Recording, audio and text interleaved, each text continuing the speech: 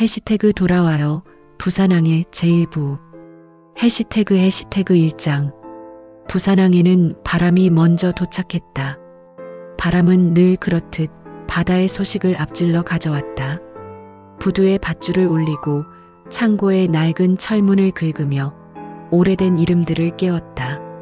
항구에 서면 누구나 알게 되는 것, 이곳의 시간은 직선이 아니라 원을 그린다는 사실을.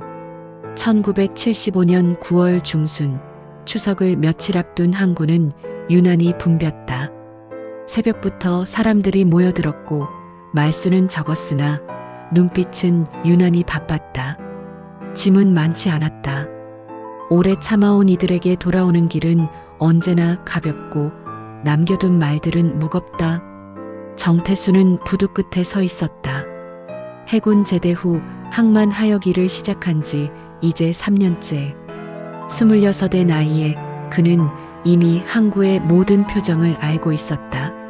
새벽 물안개가 거칠 때의 적막, 정오의 고함과 땀 냄새, 그리고 저녁 무렵 퇴근하는 사람들의 지친 발걸음. 그러나 오늘의 항구는 달랐다. 공기 속에 긴장이 떠다녔다. 그는 줄곧 바다 쪽을 보았다. 배가 들어오는 수로 위로 갈매기들이 낮게 돌았다. 갈매기의 울음은 마치 누군가의 이름을 부르는 소리 같았다. 태수는 주머니에서 구겨진 담배 한 개비를 꺼냈다. 불을 붙이려다 말고 그냥 입에 물었다. 담배 연기보다 바다 냄새가 더 필요한 날이었다. 형제 떠난 부산항에 갈매기만 슬피 우네. 태수는 자신도 모르게 중얼거렸다. 라디오에서 흘러나오던 노랫말이 아직 귓속에 남아있었다. 며칠 전 밤무대에서 흘려들은 노래였다. 친구 민석이가 끌고 간 술집에서였다. 무대 위의 가수는 젊었고 목소리는 애절했다. 돌아와요 부산항해. 제목은 그렇게 기억했다. 사람들은 잔을 들다 말고 노래를 들었다. 누군가는 눈을 감았고 누군가는 고개를 저었다. 그날 밤 태수는 집으로 돌아와 어머니를 보았다. 김순덕은 부엌에 앉아 무언가를 만지작거리고 있었다. 가까이 다가가니 오래된 사진 한 장이었다. 흑백 사진 속의 청년은 웃고 있었다. 태수가 한 번도 본 적 없는 웃음이었다. 외삼촌이지요? 순덕은 고개를 끄덕였다. 말은 하지 않았다. 태수는 더 묻지 않았다. 이 집안에는 묻지 않는 것들이 많았다. 외삼촌 김영철의 이름도 그 중 하나였다. 해시태그 2장. 김영철은 1943년 19의 나이에 사라졌다. 징용이라는 말과 함께 부산 영도의 작은 집에서 나간 그는 다시 돌아오지 않았다. 처음엔 편지가 왔다. 일본 오사카의 어느 공장에서 일한다는 내용이었다. 검열 때문인지 내용은 짧았고 감정은 지워져 있었다. 잘 지내고 있다. 걱정 마라. 그뿐이었다. 1945년 8월 해방의 소식이 들려왔다. 사람들은 거리로 나왔고 태극기를 흔들었다. 순덕의 가족은 그날 밤을 꼬박 세웠다. 영철이가 돌아올 것이라 믿었다. 해방이 되면 모두가 집으로 돌아온다고 생각했다. 그러나 영철은 오지 않았다. 기다림은 한 달이 되고 1년이 되고 10년이 되었다. 그 사이 전쟁이 터졌다. 부산은 피난민들로 넘쳐났다. 영도의 작은 집에도 모르는 사람들이 함께 살았다. 순덕은 20살에 중매로 시집을 갔다. 남편 정윤호는 말이 없는 사람이었다. 전쟁 중에 다리를 다쳐 절뚝거렸지만 손재주가 좋아 목공일로 생계를 꾸렸다. 태수가 태어난 것은 1949년이었다. 전쟁이 일어나기 1년 전, 순덕은 아이를 안고 바다를 보러 자주 갔다. 영철이가 바다 건너 어딘가에 있다고 믿었다. 아이에게 말했다. 저 바다 너머에 내 외삼촌이 계신다. 태수는 자라면서 본 적도 없는 외삼촌을 그리워하는 법을 배웠다. 해시태그 3장. 1975년 9월 15일 아침, 순덕은 새벽 4시에 눈을 떴다. 잠을 잔 것인지 깨어있던 것인지 분간이 가지 않았다. 옆에서 남편 윤호가 코를 골았다. 규칙적인 숨소리. 순덕은 조심스럽게 이불을 걷고 일어났다. 부엌으로 가서 물을 끓였다. 보리차를 우리면서 창밖을 보았다. 영도의 새벽은 고요했다. 멀리서 선박의 백고동 소리가 들려왔다. 바다는 언제나 깨어 있었다. 며칠 전 신문에서 기사를 읽었다. 제1동포들이 고향을 방문한다는 내용이었다. 조총련 관계자 700여 명이 부산항으로 들어온다고 했다. 대부분 일제강점기에 끌려간 사람들이라고 했다. 30년 만의 귀향이었다. 순덕의 손이 떨렸다. 혹시라도 그 말이 머릿속을 떠나지 않았다. 영철이가 그 안에 있을지도 모른다는 생각. 확률은 낮았다. 700명 중 1명. 아니, 일본에 있는 조선인이 수십만이라는데 그중 700명. 반을 찾기보다 어려울 것이었다. 하지만 순덕은 준비를 했다. 작은 보퉁이를 꺼내 안에 물건을 넣었다. 영철의 사진, 그가 일본으로 떠나기 전 어머니가 만들어준 흰 손수건, 그리고 연 몇 개. 영철이가 어렸을 때 가장 좋아하던 것이 엿이었다. 순덕은 보퉁이를 몇 번이나 풀었다 묶었다 했다. 어머니.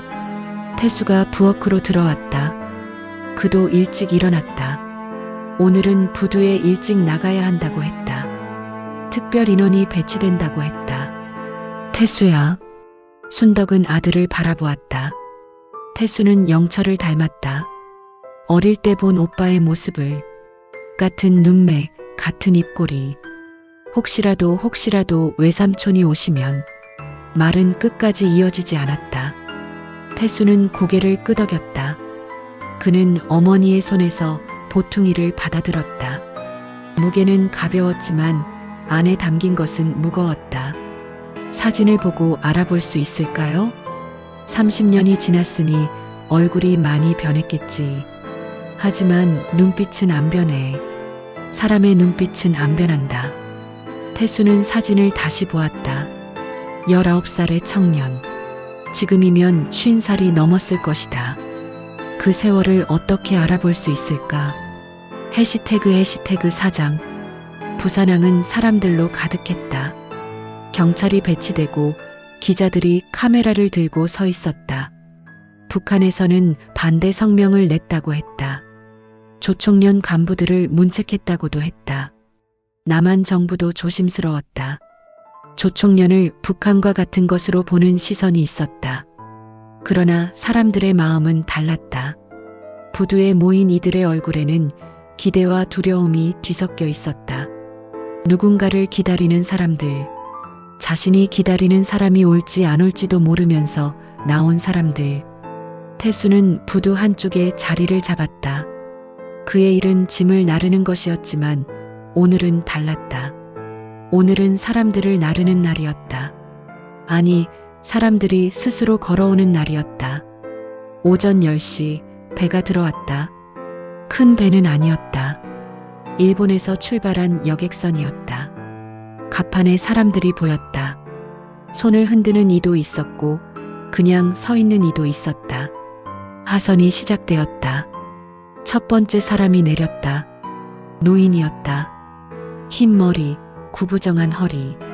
그는 땅을 밟자마자 주저앉았다. 땅에 손을 댔다. 울고 있었다. 사람들이 그를 일으켜 세웠다. 태수는 얼굴을 하나하나 살폈다. 사진 속의 영철은 젊었다.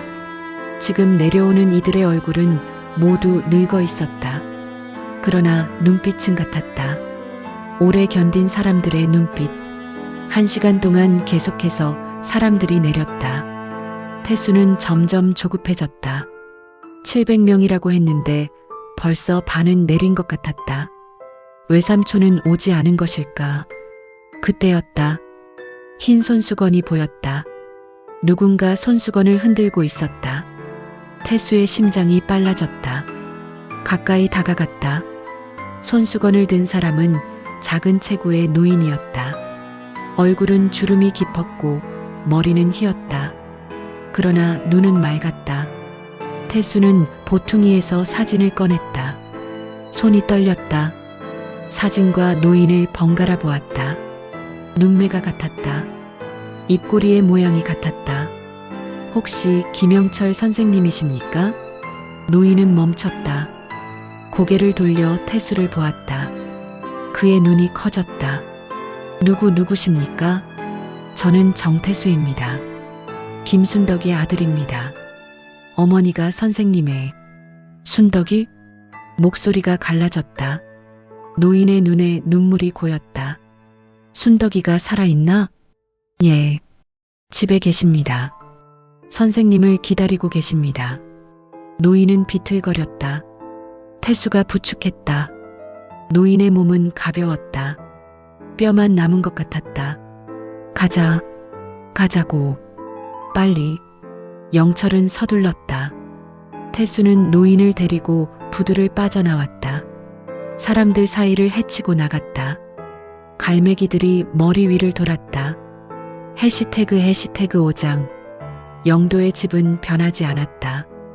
영철은 골목을 보며 중얼거렸다. 이 골목 이대로네. 목소리에 떨림이 있었다. 태수는 천천히 걸었다. 노인의 속도에 맞췄다. 집 앞에 도착했을 때 순덕은 대문 밖에 서 있었다. 기다리고 있었던 것이다. 태수가 노인과 함께 나타나자 순덕의 얼굴이 굳었다. 그녀는 움직이지 못했다. 순덕아. 영철이 먼저 말했다. 그 목소리에 순덕의 입이 떨렸다. 오빠. 32년 만에 부르는 이름이었다. 순덕은 앞으로 걸었다. 영철도 걸었다. 그들은 골목 한가운데서 만났다. 포옹은 하지 않았다. 그냥 서로를 보았다. 말이 필요 없었다. 많이 늙었구나. 영철이 웃었다. 순덕도 웃었다. 울면서 웃었다. 오빠도요. 집 안으로 들어갔다. 윤호가 마루에 앉아 있었다. 그는 일어나 인사를 했다. 영철은 그에게도 고개를 숙였다. 제 동생을 맡아주셔서 고맙습니다. 윤호는 말없이 미소 지었다. 부엌에서 순덕이 음식을 준비했다. 국밥을 끓였다. 영철이 좋아하던 음식이었다. 김치도 내왔다. 영철은 상을 보며 한참을 앉아 있었다. 먹어도 되나? 드세요, 오빠. 영철은 숟가락을 들었다. 국밥을 한 숟가락 떴다. 입에 넣고 천천히 씹었다. 눈을 감았다. 눈물이 흘렀다. 이 맛이야. 이 맛. 순덕은 옆에서 눈물을 닦았다. 태수도 윤호도 아무 말하지 않았다. 영철은 밥을 다 먹었다. 32년 만에 먹는 고향의 맛이었다. 해시태그 6장. 저녁이 되어 그들은 마루에 둘러앉았다. 영철은 천천히 이야기를 시작했다.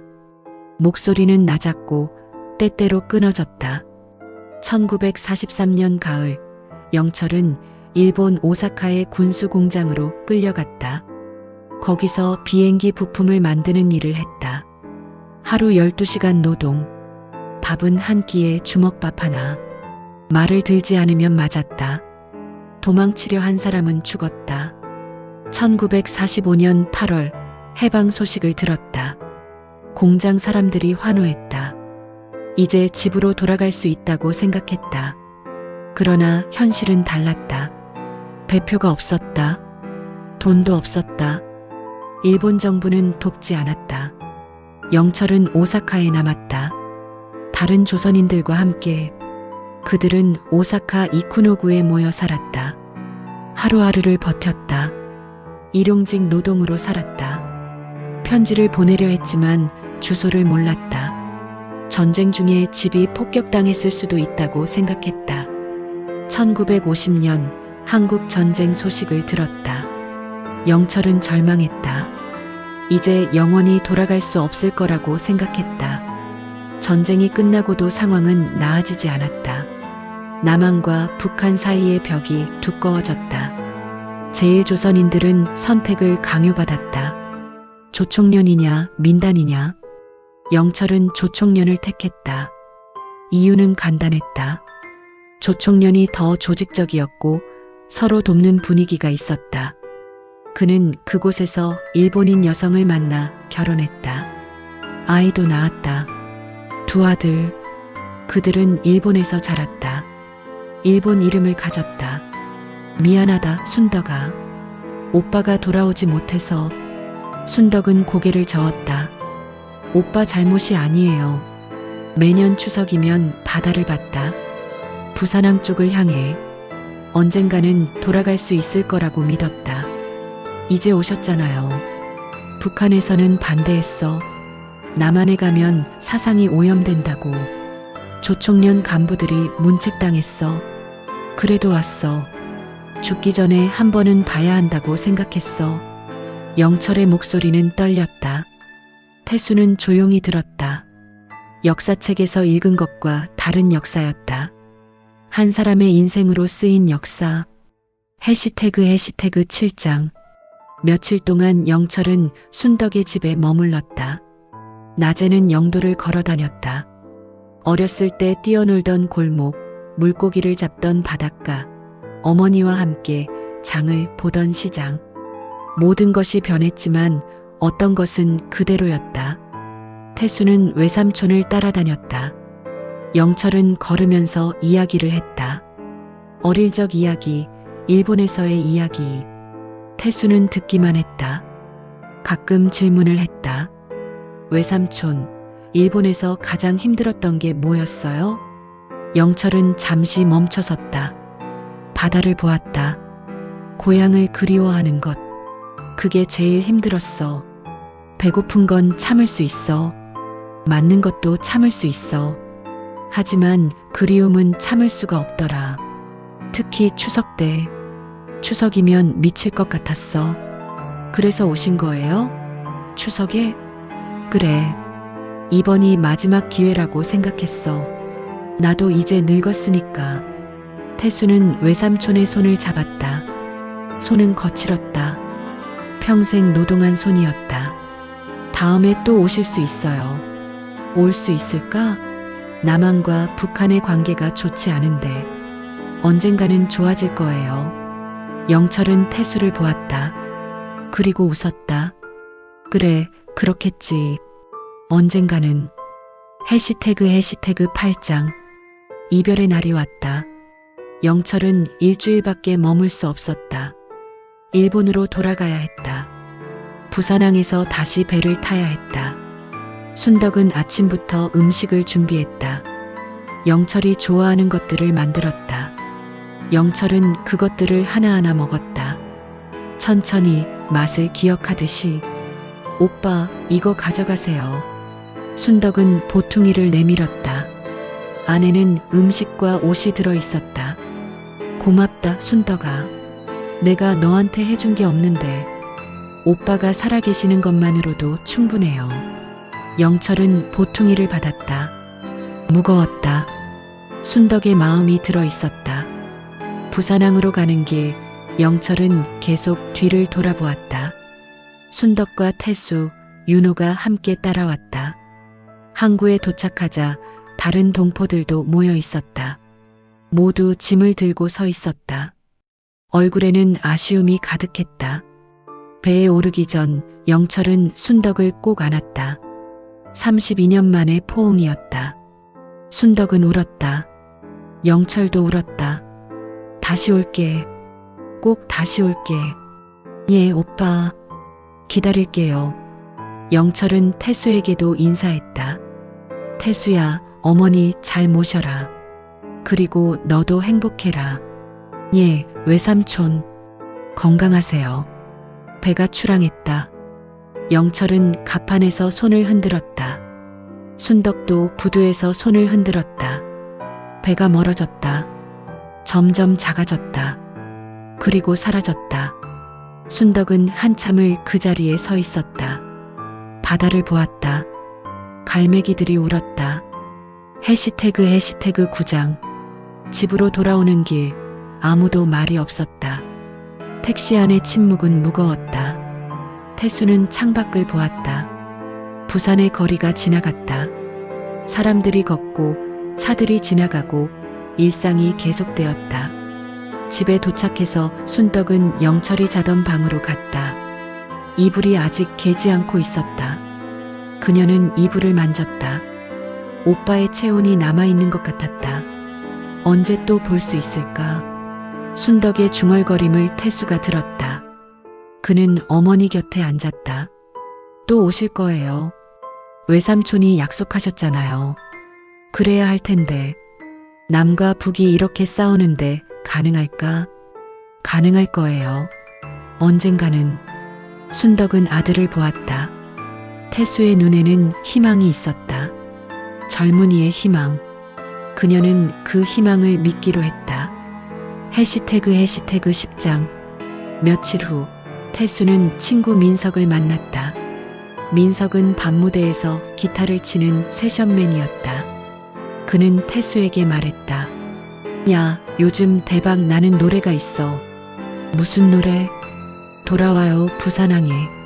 조용필이라는 가수가 부르는 건데 진짜 미친다. 라디오에서 계속 나와. 태수는 기억했다. 며칠 전 술집에서 들었던 노래. 님 떠난 부산항해가 형제 떠난 부산항해로 바뀐 노래.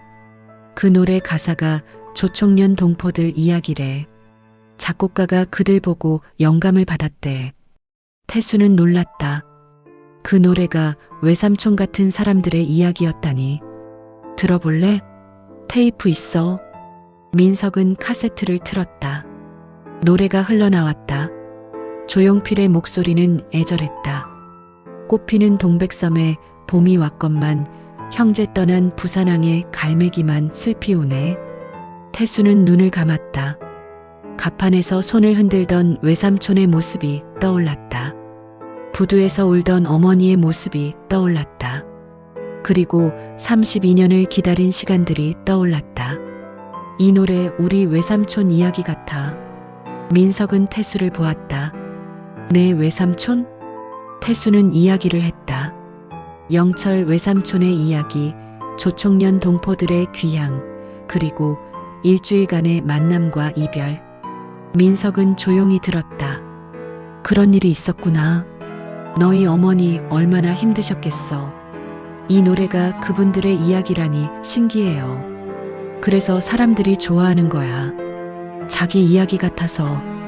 헤어진 사람들, 돌아오지 못한 사람들.